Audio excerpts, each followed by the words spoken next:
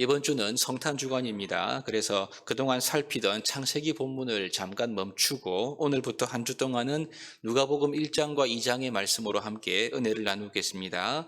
오늘 살필 본문은 세례 요한의 아버지 사가랴가 천사로부터 세례 요한의 탄생, 출생에 대한 메시지를 받는 부분을 우리가 함께 읽었습니다. 이 사복음서 가운데 유일하게 누가복음에서만 세례 요한의 출생 사건을 자세하게 다루고 있지요. 세례 요한 우리가 잘 알고 있는 대로 예수님의 오실 길을 준비한 인물이 바로 이 세례 요한입니다. 누가가 이 세례 요한으로부터 누가복음을 기록하는 이유는 세례 요한이 구약과 신약을 이어주는 인물이기 때문에 그런 거죠. 우리 앞으로 태어날 이 세례 요한의 사명을 압축한 구절이 바로 오늘 본문 17절에 있습니다. 보시면 17절입니다. 그가 또 엘리야의 심령과 능력으로 주 앞에 먼저 와서 아버지의 마음을 자식에게 거스르는 자를 의인의 슬기에 돌아오게 하고 주를 위하여 세운 백성을 준비하리라.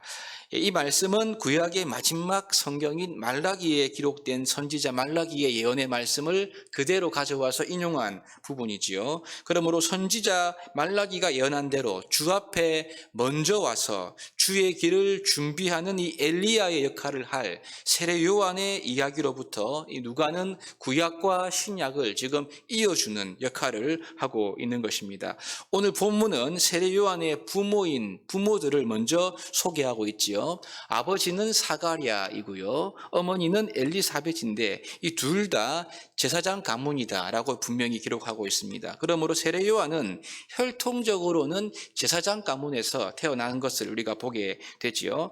하지만 이 누가가 언급하는 중요한 포인트는 이런 것이 아니고 6절입니다. 6절을 보시면 그가 이제 제사장의 가문이라는 것보다는 이들이 즉 부모님들이 하나님 앞에 의인이니 즉 제사장이어서가 아니라 그들이 하나님 앞에 의인된 것을 더 강조해서 기록을 하고 있지요. 그래서 주의 모든 계명과 규례대로 흠이 없이 행했던 이들의 삶을 강조해서 부각을 하고 있습니다.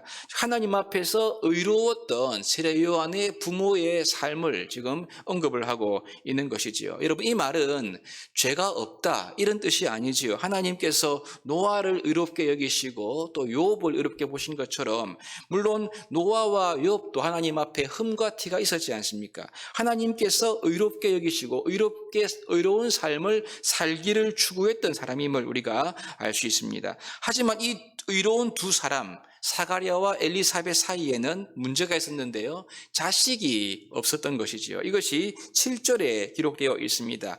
나이는 많은데 자식은 없는 상황인 거죠. 이 당시에는 자식이 없는 것이 굉장히 수치와 저주로 여겨졌죠. 그래서 사가랴와 이 엘리사벳이 의로웠다 이 기록은 사실 아이가 없는 것이 그들의 죄 때문이 아니라는 것을 알리고자 하는 의도가 있어 보입니다.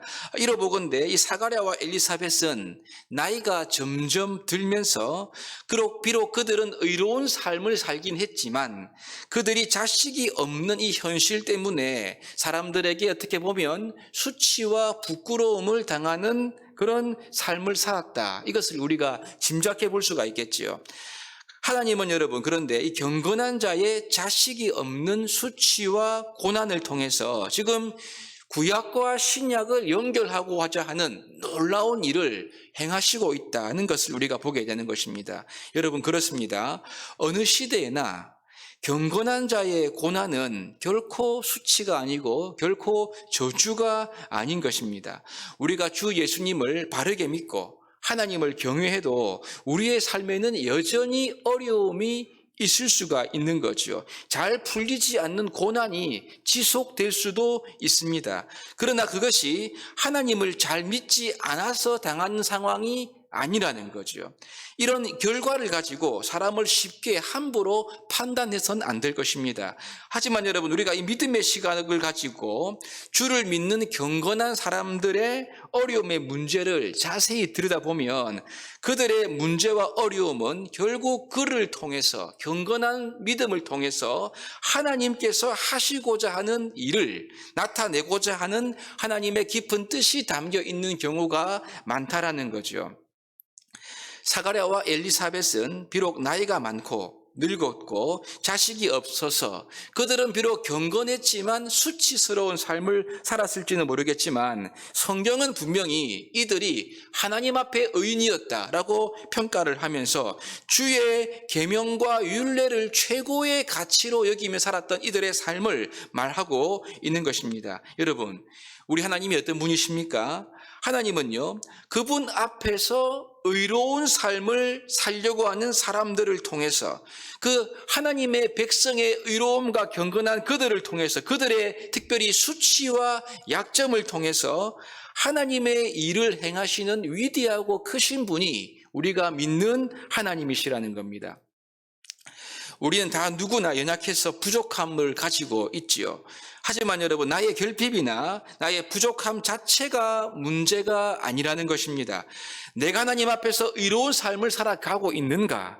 여기에 우리는 더 큰 인생의 방점을 찍어야 하는 거죠. 우리가 하나님 앞에서 의롭게 서기 위해 힘쓸 때 우리의 가지고 있는 모든 연약함과 부족함은 오히려 하나님께서 일하시고 그분의 위대하심을 드러내실 축복의 통로가 될 것을 믿으시기를 바랍니다.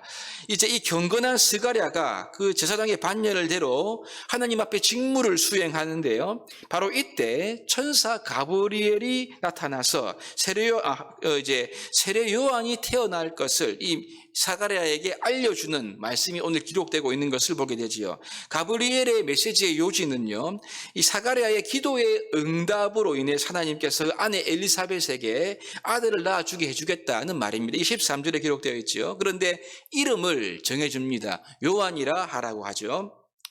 사실 이 요한이라는 이름은 사가랴 가문에서는 쓴 적이 없는 그런 아주 드문 이름이었습니다. 생소한 이름이죠. 태어날 아기는 하나님 앞에서 큰 자가 될 것이고 나시린처럼 구별되어서 많은 이스라엘 사람들을 하나님께로 돌아오게 하는 역할을 하게 될 것이라는 것을 분명히 언급하고 있습니다.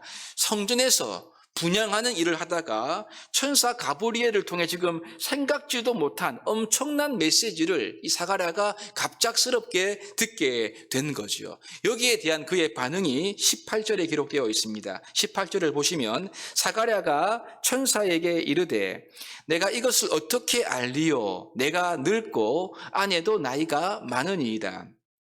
이 말의 의미는요, 사가랴 자신과 지금 아내가 모두 나이가 많아 늙었기 때문에 천사를 통해 선포된 이 갑작스러운 말씀에 대해서 내가 어떻게 믿겠습니까? 라고 하는 사가랴의 믿음이 없는 고백을 보여주기도 하고요. 더불어 구약의 기록처럼 어떤 하나님의 표징을 구하는 것으로도 우리가 이해할 수가 있겠습니다. 구약에도 보면 하나님의 천사가 나타나면 표징을 구하는 기록들이 많지 않습니까? 이에 대해 천사 가브리엘은요, 하나님의 말씀이 성취되는 날까지 사가랴가 말 못하는 벙어리가 될 것이라는 것을 표징으로 말씀을 하고 있고, 그 이유는 그가 하나님의 말씀을 전적으로 믿지 않았기 때문이다. 이것을 분명히 말하고 있습니다. 하지만 여러분, 이 사가랴의 믿음의 여부와 관계없이 하나님의 말씀은 때가 이르면 이루어지게 될 것이라고 선언하고 있지요. 그 이후에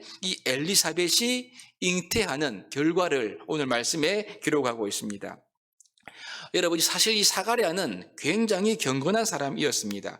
하나님의 앞에 의인이었다는 평가도 그러하지만 세례 요한의 출생 이후에 보시면 사가랴의 노래가 기록되어 있는데요. 이 노래의 내용을 자세히 보면 그가 하나님의 말씀에 굉장히 붙잡혀 있었던 사람이다는 것을 우리가 충분히 짐작해 볼 수가 있습니다. 오늘 전 개인적으로 이 사가랴를 묵상하면서요, 하나님께서는 완전한 사람을 사용하시는 것이 아니라 부족하지만 하나님 앞에서 살아가려고 헌신된 사람들, 하나님 앞에서 의롭게 살려고 애쓰는 사람들에게 은혜를 베푸시는 분이시다. 이 부분이 제 마음속에 깊이 다가왔습니다. 여러분, 그렇지 않습니까? 사가랴의 믿음은 분명히 부족한 점이 있었습니다. 완벽한 것이 아니지요. 그러나 그럼에도 불구하고 하나님은 사가랴에게 기도 응답의 은혜를 은혜를 베풀어 주시고 있고요. 하나님의 말씀이 성취되는 것을 목도할 은혜를 베푸실 것이라고 말씀하십니다.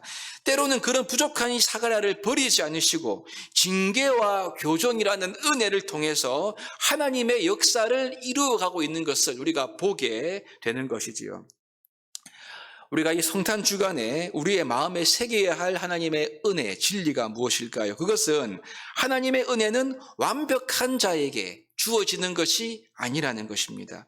우리에게 결핍이 있고 고난과 문제가 있다고 하더라도 주를 경외하고 하나님 앞에 의롭게 자신을 드리는 사람에게 하나님은 은혜를 베푸신다는 것이지요. 그리고 그가 가진 그 문제와 고난이 오히려 축복의 통로가 될 것임을 우리에게 말씀하시는 것입니다.